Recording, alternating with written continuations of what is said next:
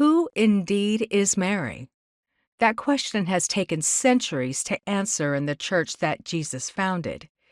In 1950, the church issued dogmatic statements about her and her unique relationship to heaven and earth.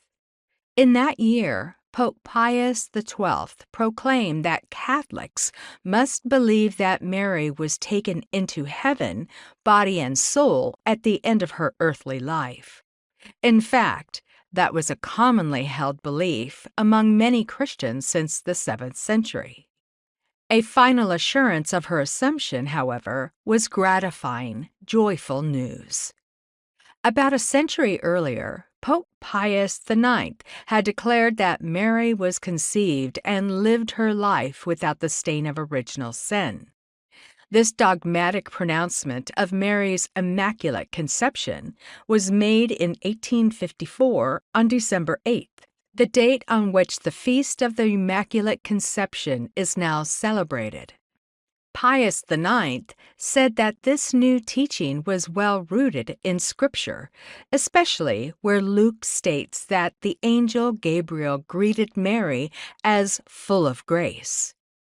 To believe that God had preserved Mary from the taint of sin to allow for her divine motherhood and her assumption was consoling.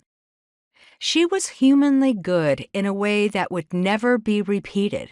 Surely, the faithful reasoned Mary would not leave the world behind her and forget it. And ever since her life began, she has not forgotten. Believers knew something of her origins as a simple, faith-filled girl in Galilee. There was a time 20 centuries ago when this young Jewish maiden, living in Palestine, meant almost nothing to the known world.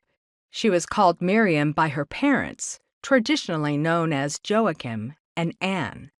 Hers was a very common name in Palestine, wrote French historian Henri Daniel Ropes in the Book of Mary. This seems to be verified in Scripture, which refers to other Miriams or Marias, the Latin form of Miriam. The Gospels speak of Mary, the wife of Clopas, Mary Salome, Mary Magdalene, and Mary the mother of Mark, in addition to Mary the mother of Jesus.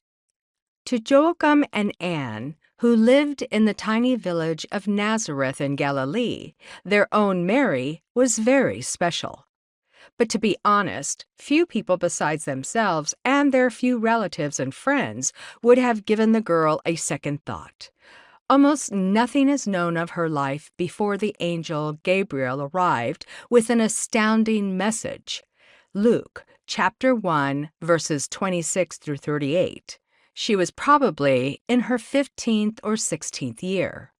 Until then, as far as anyone could tell, her life had traced the predictable patterns established by Jewish society for young women.